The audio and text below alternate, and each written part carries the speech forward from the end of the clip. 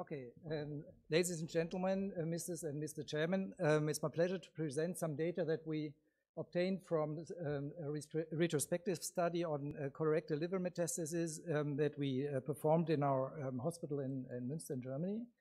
So basically, we had a cohort of 85 patients, and we had 268 resected metastases over a 10-year period. And basically, we had grouped the patients into 3 groups. Basically, we had a R0 group, which is like the conventional one with a clear margin. We had an R1 parenchymal, and we had an R1 in the next to a major blood vessel, which means that it's less than 1 millimeters adjacent to a major blood vessel.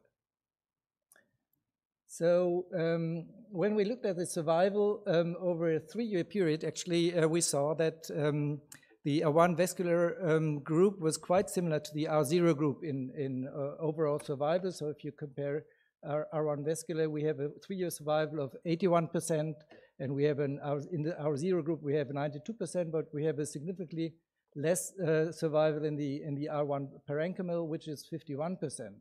So that is quite according to the data that we saw from Dr. Tosilli's group.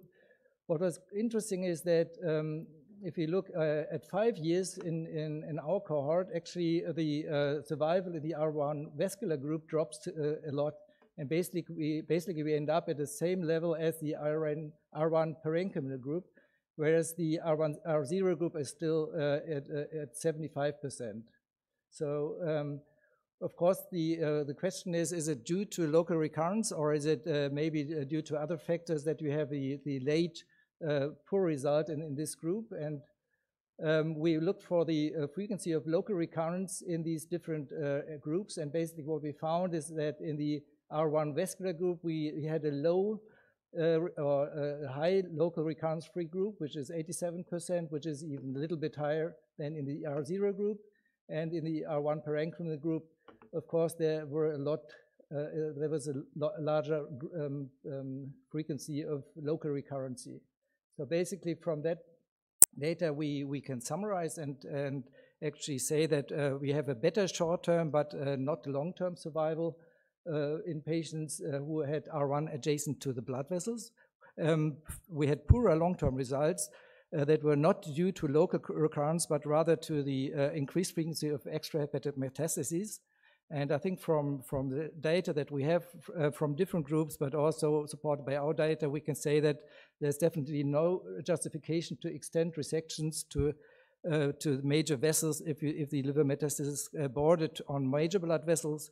And I think we need to work on strategies to improve the long-term results, either by intensified perioperative adjuvant therapy or maybe closer follow-up to treat recurrences more early. So that might be one reason why the data are not the same in the long term in these groups. Thank you very much.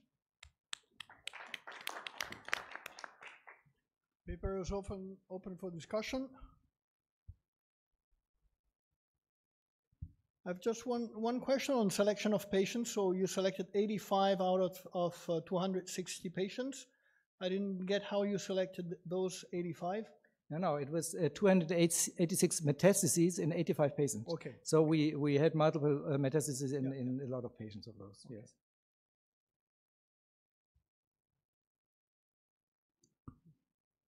So thank you very much. Okay. Very interesting and useful paper.